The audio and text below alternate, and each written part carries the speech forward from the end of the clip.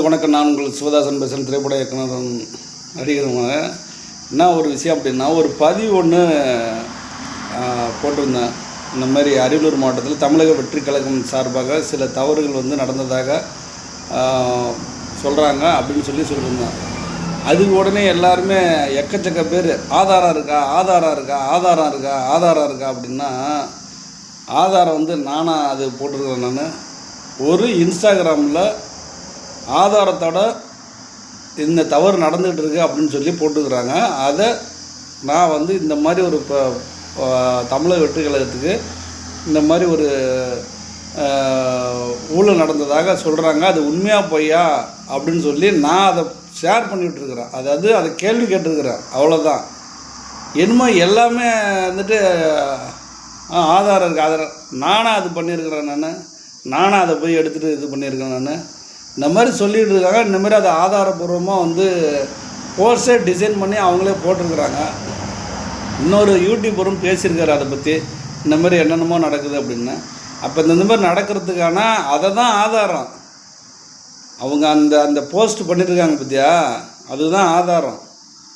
அதுதான் ஆதாரம். இந்த மாதிரி ஆதாரத்தோட ஒருத்தவங்க போட்டிருக்கிறாங்க. இதுக்கு என்ன பதில் அப்படின்னு சொல்லி கேட்குறது தான், கேட்டது தான் என் வேலை. நான் ஒரு நபர் மேலே, ஒரு தனிநபர் மேலே குற்றச்சாட்டுங்கிறது வைக்கல. ஏன்னா அவ்வளோ பேர் சொல்கிறாங்க.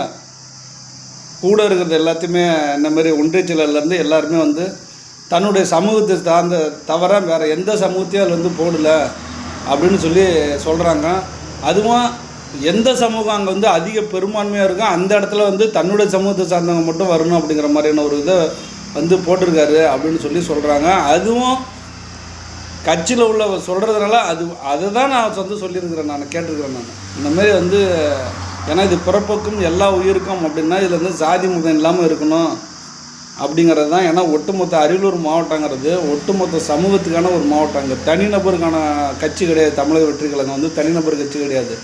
அதனால் நம்ம அண்ணனை சொல்லிவிட்டாரு, நீ எப்படி பேசலாம் அப்படிங்க. நீ பேசுறது நான் பேசுறதெல்லாம் இங்கே கிடையாது.